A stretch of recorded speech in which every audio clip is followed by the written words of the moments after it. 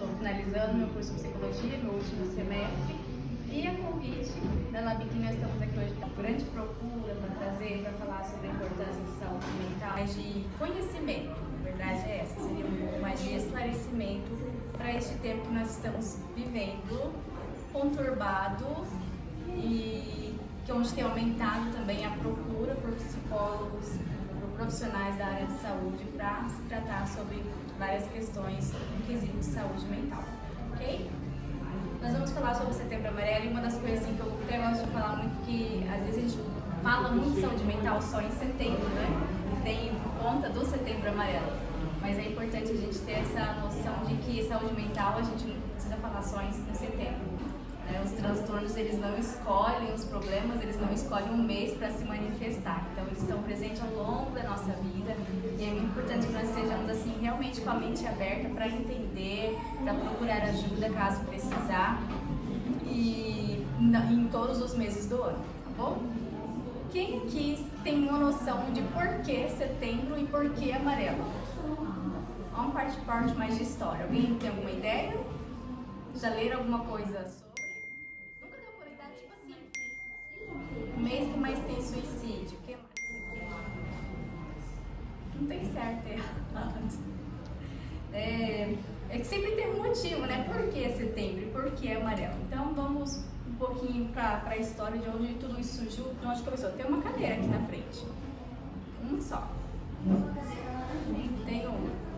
No Brasil, essa campanha ela teve mais um início no ano de 2013, 2014, que políticas públicas foram criadas devido à demanda. Então foi se criando essas normativas para que pudesse ter essa conscientização e ficou no mês de setembro. Por quê? Nos Estados Unidos, onde teve origem, no ano de 1994, no mês de setembro, um jovem chamado Mike, ele acabou tendo a sua morte por suicídio. Uma curiosidade, gente, a gente não diz mais que a pessoa cometeu suicídio, tá?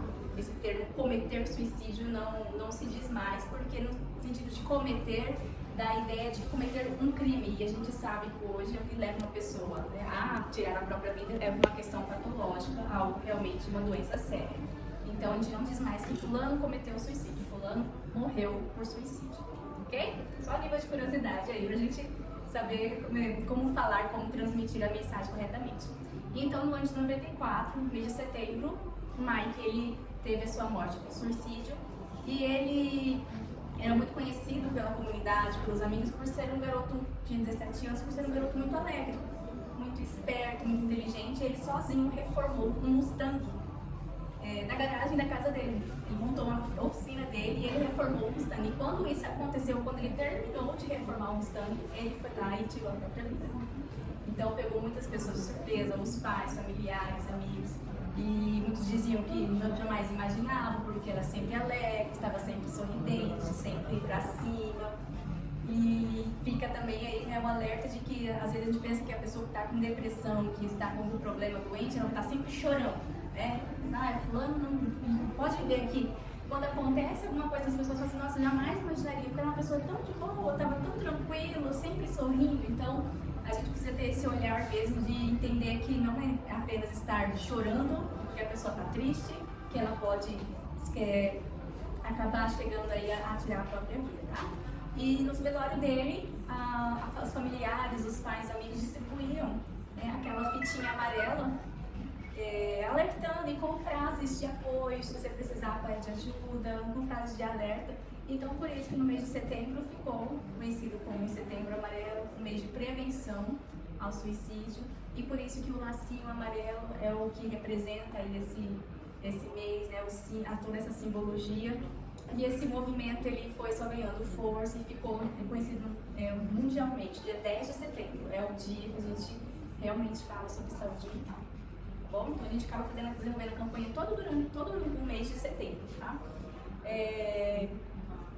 Essa campanha cresceu, a gente sabe, foi se espalhando para outros países, chegou no Brasil. Hoje nós temos muitas políticas, muitos órgãos públicos que atendem, que fazem atendimento até mesmo de graça para poder acompanhar e abranger mais pessoas. Tudo para que as pessoas tenham acesso a essas informações, tenham acesso a onde procurar ajuda, como procurar ajuda, quando procurar ajuda, e não apenas aqueles que têm a sua morte por suicídio, mas principalmente para quem fica, pelo trauma de quem fica. A gente sabe que é doloroso para todo mundo, e quem fica também acaba precisando de ajuda, ter esse acompanhamento depois. Tá? Chegou ao Brasil em 2014, gente, olha só. O ocorrido foi em 1994, 10 anos depois chegou no Brasil. Quem é que falava de depressão em 1994?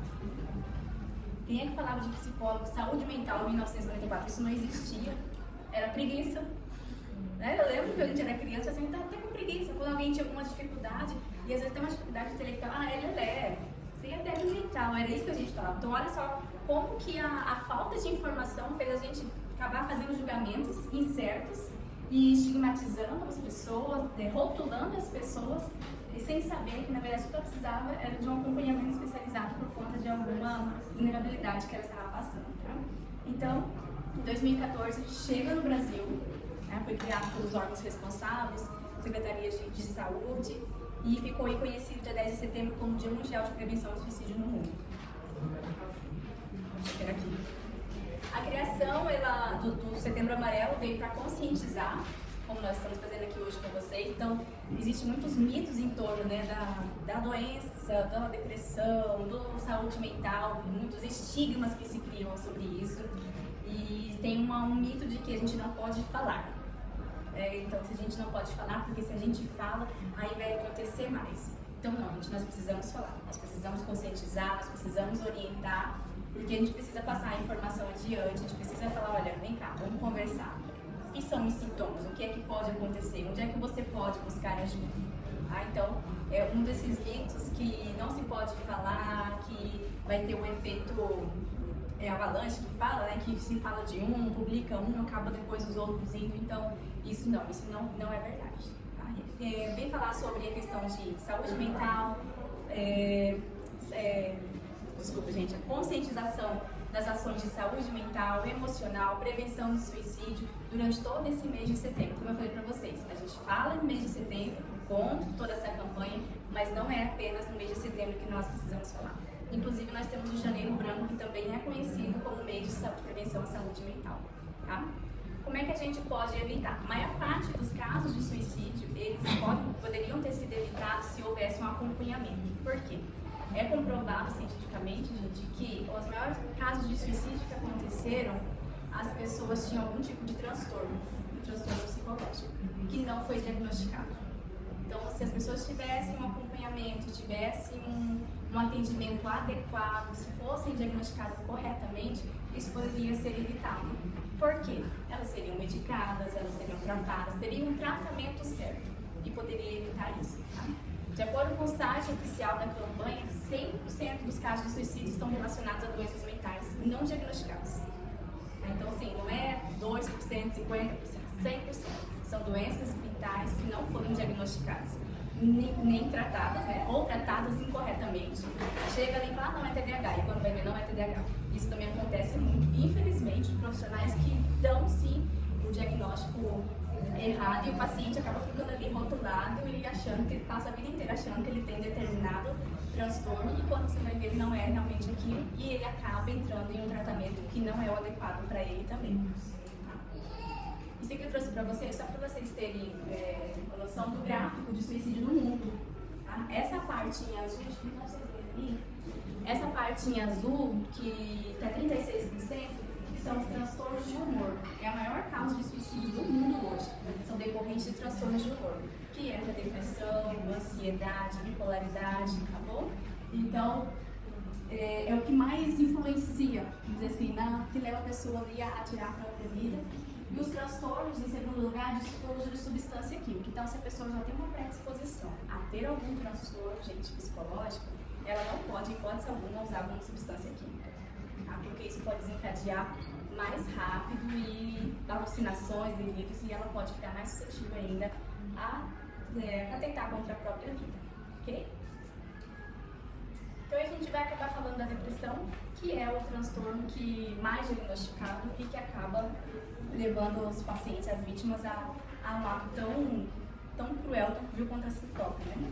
A depressão hoje a gente chama ela de transtorno depressivo maior, o nome dela hoje, tá? Existem vários tipos de depressão, vocês sabiam disso? Depressão, existem vários tipos de depressão. Então nós temos a depressão, o transtorno depressivo maior, nós temos o transtorno depressivo persistente, que é a distimia, e assim a gente vai ter as suas variáveis. Mas o principal, o que eles afetam, gente? Eles afetam o humor, o pensamento e o comportamento da pessoa, tá? Então não é apenas o ficar triste, não é o viver chorando todo dia, toda hora. Então isso é muito vago para falar assim, ah não, fulano tem depressão, só vive triste. Às vezes não é. Às vezes é alguma outra coisa, ou às vezes é também, mas precisa ter aquele critério de diagnóstico para ver quais realmente são os sintomas que ele está se enquadrando ali. Então, o que vai afetar uma pessoa? Humor, pensamento e comportamento. E por que isso está relacionado, gente? Porque aquilo que a gente pensa, aquilo que a gente sente, querendo ou não, acaba se transformando no nosso comportamento. Isso é uma das coisas que a gente trata até mesmo em terapia, porque a partir do momento que a gente deixa os nossos pensamentos e como eles estão agindo, fazendo com que a gente se comporte, a gente consegue mudar um comportamento. Um comportamento que antes ele era disfuncional, que antes ele era prejudicial, a gente consegue, a partir desse entendimento, fazer com que o paciente, a pessoa, ela comece a se comportar de uma forma mais funcional, mais adaptativa. Ela é caracterizada por sentimentos persistentes de tristeza, falta de interesse ou prazer em atividades cotidianas e uma variedade de sintomas físicos e cognitivos. Então, além da falta da tristeza persistente, a falta de prazer em coisas que você gostava antes. Por exemplo, coisas que deixariam qualquer um animado aqui. Vamos viajar pra praia. Quem que não quer? Mas nesse calor.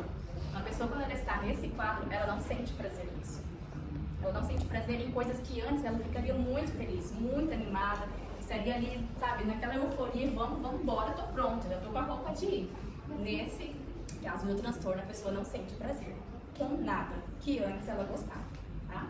E fora também a variedade de sintomas também físicos que vão aparecer. O que seriam os sintomas físicos, gente? A falta de energia, a insônia ou a hipersônia, né, que dorme demais, alterações no apetite, tanto para mais quanto para menos. Tem uma série, a enxaqueca, o taquicardia, aquelas crises, né, diversas crises, a gente fala crises de pânico, de ansiedade. Então isso tudo vai causando alterações também no físico do indivíduo. Então o que ele pode causar o transtorno? Faça para mim, o que causa? Qual que é o motivo? Por que tem? Então ali é multifatorial, não existe uma causalidade. Se tiver sintoma X, tal X, vai ter transtorno Y. Isso não existe na questão de transtornos mentais. Então, eles são multifatores. Podem ser genética, se tem alguém na sua família que já teve ou tem algum problema de transtorno mental, você tem grande chance sim de ser genético. Um desequilíbrio químico, né? Às vezes é uma anemia, às vezes é uma falta de vitaminas, de sais minerais, às vezes é um remedinho que precisa suplementar. Então, isso também pode causar esse descompensar, vamos dizer assim, né, o organismo da gente. Eventos traumáticos, você vivenciar eventos traumáticos ou ver pessoas vivenciando, isso também pode afetar. Por exemplo, você vê alguém morrendo afogado, você vê um acidente de trânsito, às vezes não aconteceu com você, mas você presenciou, então isso também pode afetar você. Fatores psicológicos, fatores ambientais, dependendo do ambiente também que você está. Uma criança ou qualquer outra pessoa que vive num ambiente familiar com muitas brigas, onde ele presencia assim, todo tipo de barbaridade, até mesmo por falta de saúde, do básico, sabe, do básico de uma pessoa, isso pode também afetar, desenvolver e fazer com que ela venha assim, a ter um transtorno psicológico e inclusive um transtorno depressivo maior. Crianças que vivem em abrigo, que passam de lar em lar, têm também grandes tendências a desenvolver. Então, assim, são multifatores. Não existe uma coisa certinha, sabe? Que a gente põe no quadradinho e joga aqui e coloca aqui, ó. Se você fizer isso, viver isso, você vai ter isso. Então, não. A gente precisa avaliar o paciente no seu todo mesmo. Bom, o DSM, que é o nosso diagnóstico, manual de diagnósticos clínicos, ele que vai dando os critérios, como é que a gente faz esse diagnóstico no paciente. Então, ele diz pra mim que as pessoas que sofrem de transtorno depressivo maior, eles precisam ter desses sintomas, eles precisam apresentar pelo menos 7, em um período de 2 meses, durante 7 dias. Então, não é só assim, eu tenho esse. Às vezes sim, às vezes não. Uma semana eu fico de boa, então não é, tá? Os sintomas eles precisam ser persistentes. São todos os dias, em períodos de 2 meses, no mínimo 7 desses sintomas para a gente poder fechar um diagnóstico do paciente. Tá? Não faz testezinho de internet. Não vai te dar um diagnóstico certinho, tá bom? Então vamos lá. O humor deprimido, que é o que prevalece. Esses 2 primeiros é o que prevalece, que eles precisam constar. Principalmente nesses 2 meses, todos os dias. Humor deprimido e diminuição do interesse ou de prazer. Tá? Em toda, gente, até mesmo de tomar um banho. Você fala assim, poxa, mas é um prazeroso também? No calor que nós estamos, gente, você chega no final da tarde, mas você quer um banho gelado para refrescar. E isso nos gera uma sensação de prazer. Então, uma pessoa com um sintoma, um transtorno depressivo maior, não tem prazer do mínimo, do básico que nós teríamos, tá? Perda ou ganho de peso, sem mesmo estar fazendo dieta. A pessoa que começa a emagrecer, não sabe por quê, não está fazendo dieta, está se alimentando normal, mas ela não para de perder peso, ou até mesmo de ganhar. A insônia ou a hipersonia, como eu disse para vocês, todos os dias. Então não é não dormir bem um dia que eu tomei café 5 horas da tarde, não. É não dormir bem, não dormir mesmo, todos os dias. Tá? A fadiga ou a perda de energia, como eu falei para vocês, aquele cansaço extremo, aquele cansaço que não passa quando descansa, quando dorme, tira férias, volta, continua cansado. Sentimento de inutilidade ou culpa excessiva. É muito comum pessoas que, até mesmo quando ficam desempregadas, elas acabam entrando em algum desses quadros porque elas ficam mais ociosas. E aí, quando elas não conseguem ser colocadas no trabalho de mercado imediatamente, elas ficam ociosas e podem desenvolver algum desses transtornos. Tá? Diminuição da capacidade de pensar, de concentrar, a indecisão, né, a tomada de decisão. Por quê, gente? A pessoa, quando ela não dorme, ela tem muita dificuldade de concentração. Tá tudo relacionado ao nosso sono, que ele acaba sendo restaurador. A perda de memória, a dificuldade de tomar decisões assertivas, a dificuldade de se concentrar, tudo isso gira em volta do nosso sono. E uma pessoa com depressão, ela não dorme. E você olha assim e fala assim, poxa, por quê? Onde começou? Então tem que ficar em tratamento, é uma luta constante, porque o que mais pega é a questão do tratamento da medicação. Os pacientes, as pessoas têm medo de tomar uma medicação, de ficar viciado. Esse é o maior medo. Por que você não quer medicação? Tem medo de ficar viciado. Então a gente precisa trazer muita informação para que consiga trabalhar de uma forma que vá resolver, que vá realmente ajudar e não ficar ali só enxugando gelo. Né? Então, os outros sintomas é o pensamento de morte recorrente. Então, o transtorno depressivo maior tem esses pensamentos suicidas, sim, a ideação suicida. Aí você fala assim, mas o que é? Vou pensar, vou me jogar dessa ponte, vou me jogar na frente desse carro. Gente, às vezes não. Às vezes o pensamento de morte é o seguinte, se eu morresse, isso nunca mais, não sentia mais essa dor. Sabe, parece uma coisa tão simples, eu quero ver quando eu morrer, o que é que vocês vão fazer? Parece uma coisa tão boa, mas são falas que chamam a nossa atenção. Eu quero ver o que você ia fazer se eu não estivesse mais aqui. Será que se eu morresse, a pessoa ia conseguir se virar sem mim? Então são falas que a gente ouve de pacientes e que você pensa assim, não tem nada a ver, né? Tá só brincando. Não, gente, não é brincando, a gente precisa prestar atenção no que as pessoas estão dizendo.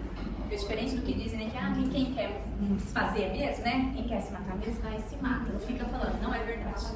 As pessoas dão sinais. E esses sinais são pedidos de socorro, pedidos de ajuda. Acontece que a gente não sabe, a maioria das vezes, como pedir ajuda. Tá? E agora, como é que a gente faz? Sabemos tudo isso, como é que a gente vai tratar?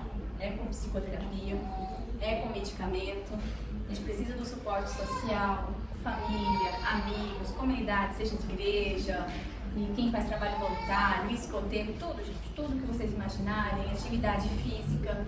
Então, todo esse suporte ele é necessário, uma mudança no estilo de vida, né? Seja com atividade, seja uma alimentação mais balanceada, mais saudável, precisa haver essa mudança, sim, para que possa ter um tratamento que ele possa ser, sabe, resolutivo, para que você não fique só dando voltas e voltas e voltas, porque uma coisa é fato, o transtorno psicológico não tem cura, tá? Então, ele tem remissão, a gente vai tratar, vai ter remissão e sempre vai ficar volta e meia a cada ano vindo para ver como é que tá, se tá tudo certo, fazendo um acompanhamento, como é que as coisas estão caminhando. Se precisar voltar, volta, se não continua, te vejo daqui tantos meses de novo, por aí vai, tá? Qual que é a questão da medicação? o medo que as pessoas têm. Eu sempre falo assim, gente, vamos imaginar assim que você tem um vazamento na tua casa. Você tá com um vazamento e tá em balde espalhado por toda a casa. O que a medicação faz? Você estiver nessa situação de vazamento, o que é que você vai fazer? Você vai comprar mais balde ou você vai fechar o registro? Você vai procurar o registro para fechar. Então a medicação, ela entra com essa ação, ela vai fechar o registro. E aí com a psicoterapia a gente vai fazer o quê? Tirar os baldes, secar, puxar água, arrumar toda a bagunça que o vazamento causou. Então é um tratamento que ele anda em conjunto. E o que acontece muito é que os pacientes, quando eles começam com a medicação, eles começam a melhorar, eles param com a psicoterapia. E aí o que acontece? Quando eles veem que já estão bem, eles param também com a medicação. Então não dá para fazer isso, porque se a pessoa está bem, é por conta da medicação. E na psicoterapia é que a gente consegue identificar se o paciente ele já está apto a diminuir a medicação ou a até mesmo fazer o desmame. A gente não prescreve medicamento, tá? O psicólogo ele não prescreve medicação, não fala se vai aumentar, se vai diminuir, mas na nossa conversa, na nossa entrevista ali no dia a dia, a gente consegue falar, olha, entra em contato com o psiquiatra, pede para reavaliar, fala, olha, tá melhorando, eu acho que dá para começar a diminuir, dá para fazer um desmame aí, o que o senhor acha? E aí o psiquiatra ele vai avaliar realmente se é possível, se tem como fazer isso, tá? O psicólogo ele não vai prescrever, ele não pode alguma falar para você parar de tomar remédio, nem sugerir, gente, nem água com açúcar. Tá? Nem prescrever água com açúcar a gente pode, é realmente o psiquiatra. E eles precisam caminhar juntos, a psicoterapia e o medicamento. O que a gente pode falar sobre a OMS diz sobre os transtornos mentais no Brasil. Eu tinha falado para vocês da última vez que nós somos o país campeão de transtornos mentais de saúde, ansiedade e depressão no mundo. Né? Nós, depois da pandemia, aumentaram os casos 25% no mundo inteiro de ansiedade e depressão. E pasme, o Brasil conseguiu superar todos os outros países. Nós somos o campeão em ansiedade e depressão no mundo inteiro. Tem alguma explicação para isso? Da necessidade? Olha, uma das explicações que dizem que até fala ali, 75% dos casos de suicídio eles acontecem em países subdesenvolvidos ou em desenvolvimento. Então, uma causa, vou falar para você assim, certinha, não existe. O que tem são esses levantamentos que eles fizeram, que em países subdesenvolvidos ou em desenvolvimento, as taxas de suicídio, até mesmo de tentativas, elas são maiores. Aí, 800 pessoas cometem suicídio todos os anos e é como se fosse uma morte para cada 40 segundos. Então, todo tempo que nós estamos aqui, a cada 40 segundos, alguém tem a sua morte por suicídio. E as tentativas de suicídio, elas são maiores ainda. Então, seria a cada 20 vezes maiores, né? E acabam não sendo bem-sucedidas, as pessoas acabam sendo resgatadas, ou às vezes o que ela tenta realmente não acaba sendo de forma letal, e a ajuda chega mais cedo. Mas, gente, olha, é algo pra gente abrir os olhos, realmente chamar a nossa atenção, porque 20 vezes maior, a gente está aqui conversando, a cada 40, 30 segundos, alguém está aí tentando contra a própria vida. Por falta de informação, por falta de apoio, suporte social. É algo que realmente mexe com a gente, porque a gente olha às vezes e pensa, né, que é frescura, é falta de Deus, é falta do que fazer, ou então se tem alguma coisa para fazer não faz, é preguiça. A gente está sempre apontando o que pode ser, menos acolhendo e encaminhando a pessoa para o tratamento adequado, que seria o mais certo. Tá? O que a gente pode fazer? No Brasil hoje nós temos muitos órgãos, graças a Deus, muitas campanhas, muitas ONGs que desenvolvem e oferecem esse apoio de forma gratuita. Nós temos aí a CVV, que é o Centro de Valorização da Vida, o número é 188. Então, qualquer hora que você discar 188, vai ter um psicólogo de plantão para te atender. E eles atendem o país inteiro, fazendo essa conscientização, oferecendo esse suporte, dando esse apoio, conversando. Então, pessoas que ligam lá, olha, tô aqui pensando, não tem mais jeito, tô querendo tirar minha vida. O psicólogo tá ali, tem alguém com você, onde você pode procurar apoio, você tá sozinho em casa, sai de casa, vai para tal lugar. Com todo o acompanhamento que é feito, o CVV é um dos órgãos que está 24 horas em plantão realmente para prestar essa ajuda. Tá? Uma das coisas que a gente pode ver e que tem chegado muito e que é bom orientar. O que acontece? Todo mês de setembro as pessoas querem abrir o direct e falar assim, olha, se tiver algum problema, fala comigo, eu te ajudo.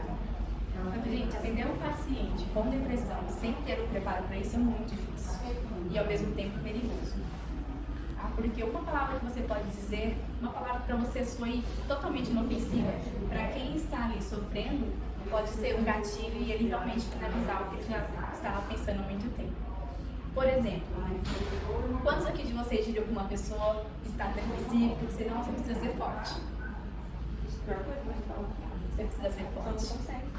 Ou então, para com isso, você é tão nova, você é tão bonita. Olha, seus pais fazem de tudo por você. Nossa, olha a sua família. Não, fica assim não. Fica assim não, vamos conversar. Então assim, a gente tem que tomar cuidado, porque, gente, isso você acaba colocando mais culpa na pessoa. Porque ela fala, poxa, realmente, eu não mereço isso aqui.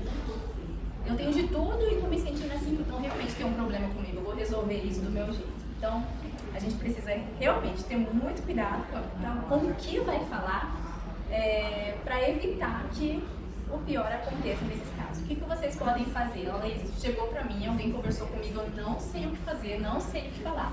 O que eu falo sempre é, você acolhe, você escuta a pessoa, você não vai minimizar a dor dela, você fala assim, olha, eu imagino como você está sofrendo, eu imagino como deve estar sendo difícil pra você. Você percebeu? Você não falou pra ela parar com isso, você não falou que, para de bobeira, isso não é nada, não. Você não desprezou a dor dela, eu entendo, eu não faço ideia como é que você pode estar sofrendo, eu não faço ideia de como te ajudar. Você acolheu a dor dela. Mas eu posso levar você para algum lugar. Vamos procurar ajuda? Você pode até mesmo ir com a pessoa em algum lugar, em alguma clínica, em algum hospital, em um UPA, um CRAS da vida, que seja. Você pode acolher, orientar e encaminhar a pessoa para o tratamento adequado. Então, fico alerta de não querer fazer, né? Porque fala assim que psicólogo de louco todo mundo é um pouco. Aí todo mundo assiste uns vídeos no YouTube ou até mesmo no Instagram e já acha que consegue, né, fazer. Então isso é muito perigoso, a gente precisa realmente dar um suporte adequado, um tratamento adequado para evitar o pior. Okay? Então, chegou para você uma demanda, você não sabe como resolver, acolhe a pessoa, ouça realmente e encaminhe ela para um lugar que você acredita que vai oferecer uma ajuda especializada. Certo, gente? É um assunto de saúde pública. Na pandemia, a gente viu que os hospitais, a saúde pública, ela não estava preparada para lidar com os transtornos mentais que desencadearam. A gente fala que na pandemia, quem não tinha nenhum problema mental, nenhum transtorno nem nada, passou a ter. E quem já tinha ficou mais agravado. Porque, de fato, é o que a gente tem visto. Então, alguns países não tinham nada, zero do seu orçamento, das suas receitas para se tratar problemas de saúde mental. E isso está crescendo, a procura por psicólogos, a procura por profissionais da área de saúde mental está crescendo, as pessoas estão ficando mais alertas, mais conscientes de que, não, peraí, eu preciso de ajuda mesmo.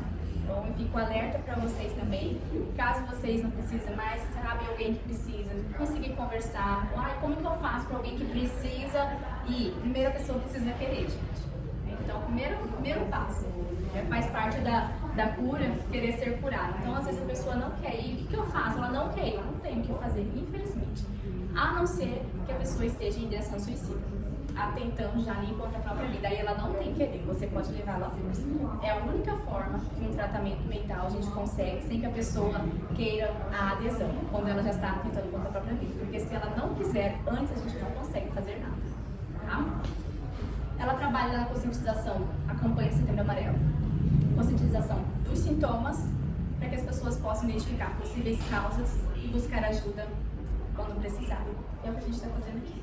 Vocês se identificarem com algum sintoma, com alguma coisa, precisar de ajuda. Existem profissionais no mercado e hoje, gente, com a questão do atendimento online ficou muito mais fácil. Então, às vezes é ali onde você está, na sua hora de almoço, nem precisa sair da sua casa, no país inteiro você pode ter acesso. Eu não quero ninguém daqui, não conheço ninguém aqui, tem um psicólogo no Instagram que eu sigo, que eu gosto, pode entrar em contato, ver como funciona, para ela poder fazer um atendimento também. Ok?